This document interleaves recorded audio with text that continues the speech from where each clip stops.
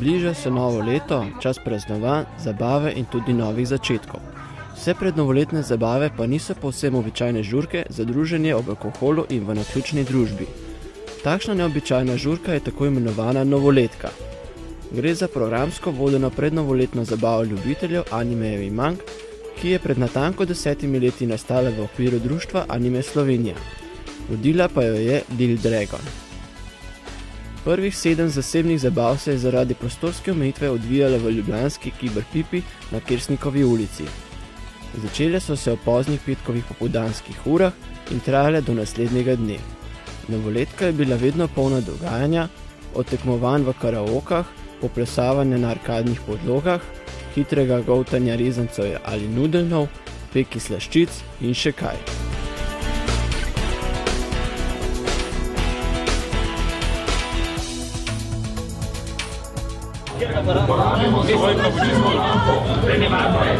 Šele z 8. novoletko po vrsti in malce drugačno organizatorsko zasedbo, a še vedno pod okriljem Anime Slovenije, se je dogodek preselil v večje prostore v mladinski center Jedro v Medvodah.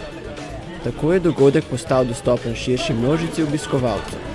Program in dogajanje je bilo še vedno pestro, obiskovalcev in dobre volje ni premanjkovalo. Enako se je dobro pisalo lanski 9. novoletki, ki se je nastanila v 3. nadstropju knjižnice Otona Župančiča v osrčju Slovenije in tako postala še bolj dostopna za vse iz srednje Slovenije in drugih krajev. Preko vlaka ali medkrajevnih avtobusov, saj je knjižnica le minutko od glavne ljubljanske postaje. Kako bo potekala letošnja jubilejna 10. novoletka oziroma kaj je sploh novoletka, pa smo vprašali eno od organizatork Špelo Cvajnar. Novoletka je kulturno-zabavni dogodek, na katerem se enkrat letno, predvidoma pred novim letom, malo pred Božičem, srečajo ljubitelji japonskih risank in animacij. Letos poteka že 10. leto. Animeji in mange so animirane serije in stripi, ki prihajajo iz Japonske. Pri nas jih poznamo pod naslovi Čudežno potovanje, Beli levček Kimba, Duh v školjki, Čarovni Howl in primikajoči grad, Princesa Mononoke, Izumitelj, Dragon Ball in Rudijevo moštvo, Pokémon, Zenki in še vedno aktualni na lokalnih televizijah Beyblade in Bakugani.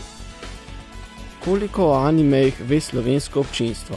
Pri nas širša javnost bolj malo sliši o tem, večinoma jih poznajo nekako starostna skupina med 15 in do 30 let. Seveda posamezniki so tudi starejši in mlajši. Najmlajše generacije slovenskih otrok jih gledajo tudi že vrsto let po slovenskih programih, ampak jih poznajo samo kot risanke in ne kot specifično risanke, ki bi prihajale iz Japonske.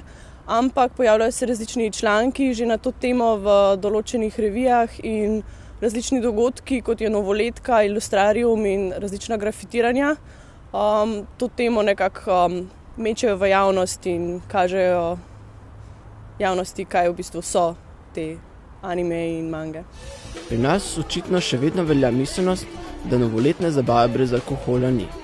Tudi če so na njej mladoletniki. Na novoletki ni alkohola, predvsem poudarjamo to, da se znamo zabavati brez alkohola in podobnih substanc, in ker so tudi mlajši od 18 let prisotni, tako da ni alkohola. Kaj pa potem privabi obiskovalce na novoletko?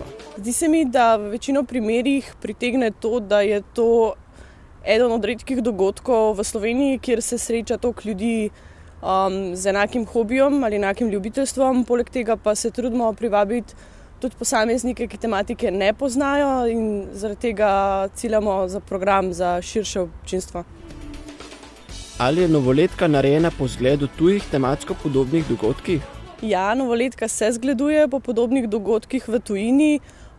Poskušamo narediti program, ki bi ustrezal veliki večini ljudi, in od predavanj do raznih delavnic in podobno. Poleg tega pripravljamo pa različne točke, kot so kotiček z videoigrami in arkadnimi plesi in podobno. Tako da bi srečali čim večje število obiskovalcev. 10. novoletka se bo odvijala 17. decembra v knjižnici Otona Župančiča v Ljubljani. Začetek bo predvidoma ob 12. uri in potem do 7. ure zvečer. V programu imamo pripravljeno delavnico japonskih pisamenk, predavanje o eni izmed cosplay skupin, o njihovem izletu v tujino, prav tako pa predstavitev japonskega mečevanja in še nekaj drugih posebnosti. Vstopnine na dogodku ni, ker želimo privabiti čim večje število, da se tematika in skupnosti, ki sodelujejo na dogodku, predstavijo javnosti, da bi dobile večjo podporo za naslednje leta.